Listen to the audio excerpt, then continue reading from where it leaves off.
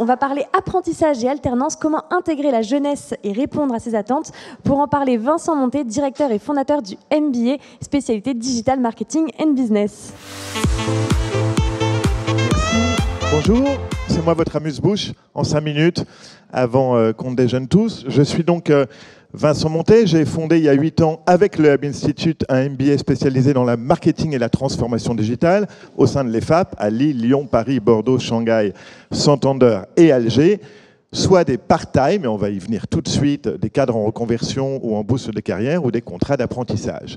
300 étudiants, le CFA de l'EFAP c'est plus de 600 étudiants et donc depuis 2 ans, on a beaucoup de retours de l'apprentissage. Qui a recruté un apprenti ou une apprentie dans votre entreprise? Merci, les caméras ne voient pas un petit quart de la salle.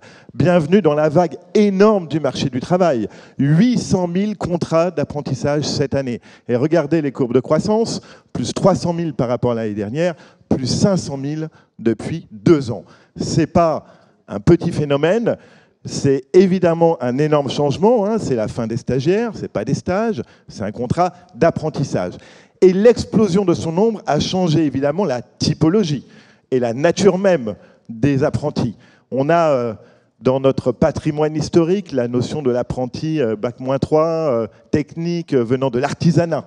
Vous le voyez, aujourd'hui, on est à quasiment 40% de Bac+3 et supérieur au Bac+3. Dans la nature même des entreprises, là aussi, le patrimoine historique, c'est l'artisan et c'est la TPE. Mais vous le voyez, on atteint les chiffres de 20-30% à des entreprises de plus de 250 salariés. Une importance énorme pour l'État, puisque 2 apprentis sur 3 trouvent un job 6 mois après la fin de leur apprentissage, soit dans l'entreprise, soit parce que, évidemment, entre 1 et 2 ans de parcours quasiment full-time en entreprise, mon employabilité, mon CV est beaucoup plus bankable qu'un stagiaire qui n'a fait que 6 mois. Donc ça, c'est l'environnement, et si vous permettez, 3 tendances qu'on a repérées. Je ne suis pas sociologue, je n'ai pas d'études quantitatives, je ne vous dis pas qu'ils sont tous comme ça, je vous dis que c'est juste des tendances que mes équipes, les pédagogues et nous, on repère depuis 2 ans très fortes.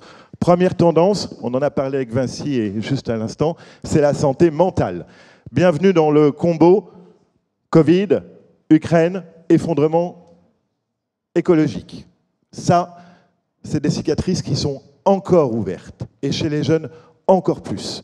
Je parlais de ça au bord de l'Axel, l'association de l'économie numérique, et une très grande DRH me dit « Vincent, il n'y a pas que les jeunes, tu sais, où les cicatrices sont encore ouvertes ». La preuve, hein, dans l'absentéisme au travail, c'est-à-dire post-apprentissage, vos employés, les derniers chiffres d'abord, l'état moral des Français sont en dessous de 80%, et les 4 critères, dépression, anxiété, manque de sommeil, pensée suicidaire, c'est les 18-24 ans qui réunissent ces 4 critères systématiquement. 41% d'augmentation entre 21 et 22 de l'absentéisme, plus de 50% sur les moins de 30 ans. CQFD. 1, la santé mentale. 2, la notion de sens. J'ouvre des portes ouvertes, on vous a beaucoup parlé des digital natives, de cette génération qui veut du sens. On va être un peu plus ténu dans l'expression la fin de l'exemplarité boumeuse. Le 40 ans, 50 ans, 60 ans, qui aime le sens de l'effort, le sens du sacrifice, qui a une exemplarité, qui es-tu? Quel monde tu me laisses aujourd'hui? En aucun cas tu es exemplaire. Je veux de l'équilibre vie perso, vie pro.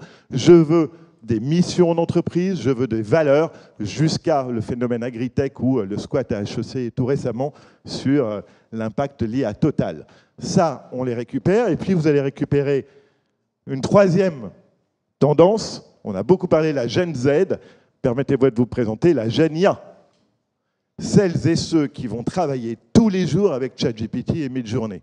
Alors, Sciences Po l'interdit, nous on le rend obligatoire l'année prochaine. Et on évalue tous les travaux, mémoire, thèse, contenu, 50% le contenu, 50% la note méthodologique des prompts que tu as utilisés pour créer tout ça. Je peux vous dire que ces gens-là qui l'auront en compagnon toute la journée pendant 1 ou 2, quand ils vont arriver en entreprise, en plus du digital working, ils auront envie, évidemment, d'avoir le même environnement. Pour terminer, pour réussir, finalement, cette aventure, ce n'est pas un contrat de travail, c'est un contrat tripartite, où 3 fonctions ont un rôle clé. D'abord, l'apprenant, l'apprenante, qui est schizophrène, Est-ce que je suis salarié? Et l'entreprise me dit, dis donc, le défilé la semaine prochaine, t'as cours, mais viens au défilé. Hein. Est-ce que je suis étudiant? Ah oui, mais j'ai des mails des entreprises pendant que je suis étudiant. Et finalement, l'étudiant n'est pas payeur. C'est comme le psy. Hein. Le psy, si on ne paye pas, l'investissement thérapeutique est très léger. Et là, l'étudiant n'a pas payé sa formation. C'est l'entreprise qui paye. Donc, il peut être dans une posture de non-engagement par rapport à son école. Quant à l'entreprise, soit elle considère que c'est un cadre pas cher, et là, elle a des vraies déviances, soit elle comprend qu'il va falloir l'accompagner, et enfin, l'école, soit elle n'est pas sérieuse, soit c'est une machine à cash, soit elle comprend qu'elle a une posture de parentalité, de bienveillance à avoir auprès de l'étudiant pour être l'arbitre entre cette schizophrénie. Et c'est comme ça qu'on arrivera à former des jeunes libres, autonomes, qui remplissent leur mission dans l'entreprise, mais qui sont heureux de vivre et de contribuer à notre monde. Merci, j'ai respecté les 6 minutes. Bon appétit!